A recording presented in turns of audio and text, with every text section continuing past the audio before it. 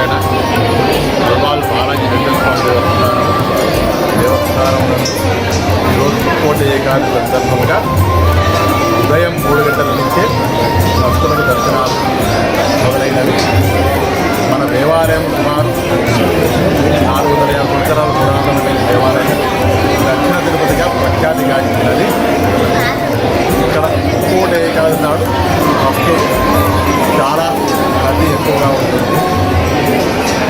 మనకు ముక్కోటి ఏకాదశి నాడు స్వామివారి దర్శనం చేసుకున్నచో పునర్జన్మ ఉండదని చెప్పి ఒక ప్రతీతి ఉన్నది.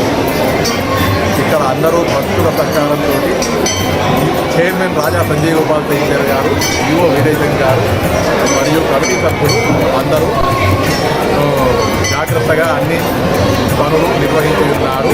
భక్తులకు ఎటువంటి అసౌకర్యం లేకుండా చాలా చక్కగా క్యూ లైన్లు ఏర్పాటు చేయడం జరిగినది. జై శ్రీమన్నారాయణ. అందరికీ వైకుంఠ ఏకాదశి మరియు ముక్కోటి ఏకాదశి శుభాకాంక్షలు. ఏడాదికి 24 ఏకాదశి ఉంటాయి, కానీ ఈ వైకుంఠ ఏకాదశి చాలా ప్రత్యేకమైనది. సూర్యుడు ఉత్తరాయణానికి వెళ్లే ముందు ధనుర్మాసంలో జరిపే ఈ ఏకాదశిని వైకుంఠ ఏకాదశి ముక్కోటి ఏకాదశి అంటారు. ఈరోజు ప్రజలు గుళ్ళల్లో ఉదయాన్నే వెళ్ళి ప్రార్థన చేసుకోవడం,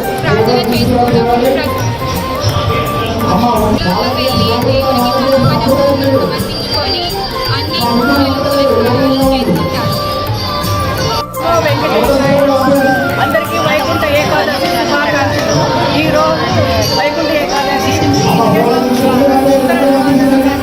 లోపలికి దేవుని దర్శనం చేసుకుంటే చాలా మంచిదని ఆనవాయితీ. కాబట్టి వెంకటేశ్వర స్వామి ఆశీస్సులు అందరికీ మనకు కోరుకుంటూ ఓం నమో వెంకటేశాయ నమః.